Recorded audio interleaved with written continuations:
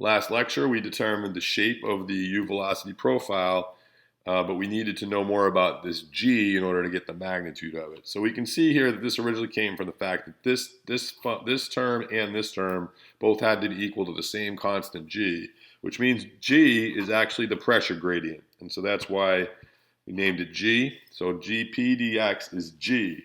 It's the pressure gradient down the pipe. So it's the pressure loss you have as you go down the pipe in the x direction, or the channel in the x direction. So our velocity, therefore, makes a lot of sense. The u as a function of y is equal to g over 2 mu times y squared minus h squared over 4.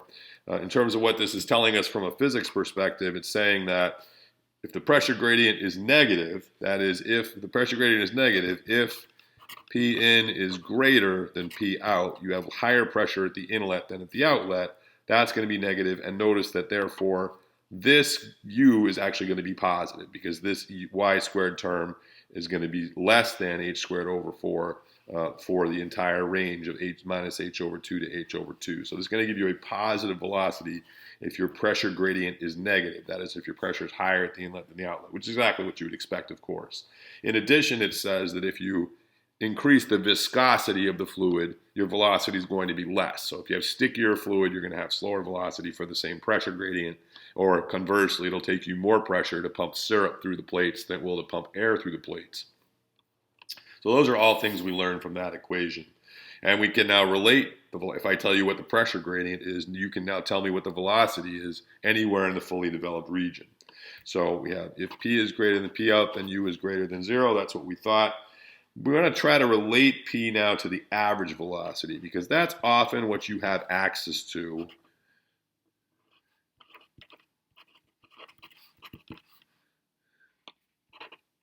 the average velocity, because often you can make a flow measurement outside one side or inside one side. You can know what the average velocity is by knowing what the flow rate, the volumetric flow rate is, or the mass flow rate allows you to get an average velocity. So that's what this is, average velocity. So we'd like to relate some of this to that. So we first are just going to define the average velocity mathematically. We're going to go from 0 to h over 2. And then we're going to have to multiply that by 2, because we have, that's half the gap. But the top and the bottom are the same. And then we have our velocity profile. And then, of course, we have to integrate that over the entire gap. I'd say from 0 to h over 2. And then if you're going to get the average, you divide that by h. So that's a definition of the average velocity in the channel. So now we just take those integrals. We have u as a function of y. We've derived it easily. It's right here. So we're going to take that, plug it into this, and take that integral. So that's what we'll do. So we have that u bar is equal to 2 over h, 0 to h over 2, times g over 2 mu y squared minus h squared over 4 dy. And that's a pretty easy integral, actually. So I got u bar. I got 2's are going to cancel. So I got g over mu h times the integral of this thing. So I got y cubed over 3, and then I have minus h squared over 4 times y.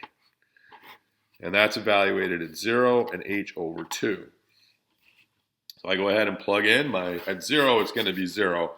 But at h over 2, it's going to be non-zero, we hope. So we get g over mu h times, plugging in h over 2 here, I get h cubed over 8, but 8 times 3 is, it's going to be 2 cubed, so that's 8. 8 times 3 is 24.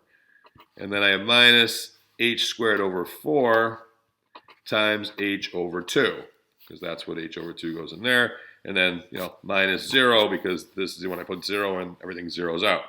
So my u bar is equal to, looking at all this stuff, g over mu h times h cubed over 24 minus h cubed over 8.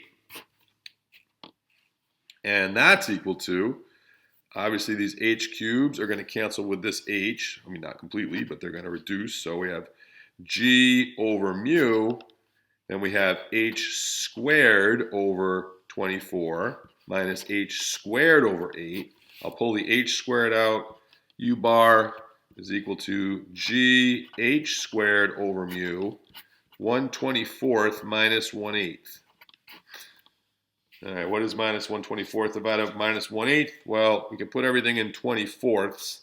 So that's equal to g over h squared over mu, 1/24, and then 1/8 is 3/24. So that's going to be 2/24, which is just a 12th.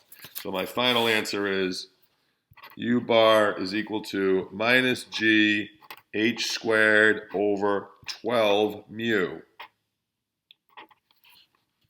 So there is a nice engineering result. You can find if you know the pressure gradient, you can find the average velocity in that fully developed flow regime. In addition, we can flip that around and figure out what pressure gradient we would need to drive a particular flow.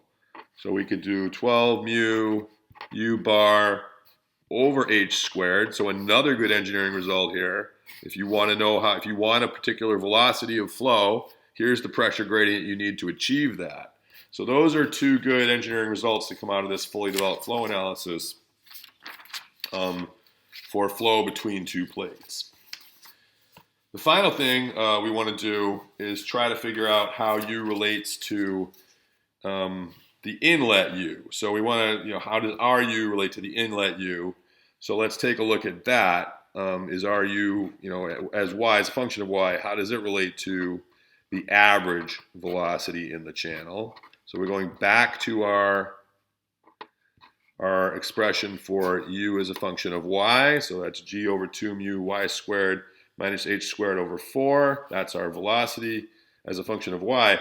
But now we're going to go ahead and plug in this G right here and see what we get. So U of Y is equal to minus 12 mu U bar over h squared 2 mu, all times y squared minus h squared over 4. Some things cancel. U of y, looks like mu's cancel. This becomes 6, so you get minus equals minus 6 U bar over h squared times y squared minus h squared over 4. And we can do a little better than that. We can, that's a 6. We can say, all right, well, I'm going to put that h under there and put that h under there. So U of y is equal to minus 6 U bar y over h squared minus 1 over 4. And then finally, to just make it look better, U of y is equal to 3 halves U bar 1 minus 4 times y over h squared. So that's my final result here. I just took that 4 and multiplied by 4 inside, pulled the 4 out here. That gave me 6 over 4, which is 3 halves. Flip the signs so I get rid of the negative sign out front. So this gives you a sense for how the velocity depends on the inlet velocity. So if you want to know how our U velocity in the fully developed region depends on the inlet velocity, that's that average velocity. And you can immediately pull from that the maximum velocity in the fully developed region is equal to 3 halves times the average velocity. So another engineering result there, that the maximum velocity is 3 halves times the average velocity. Here's the gradient you need to achieve it, or if you have the gradient, here's the average velocity you get.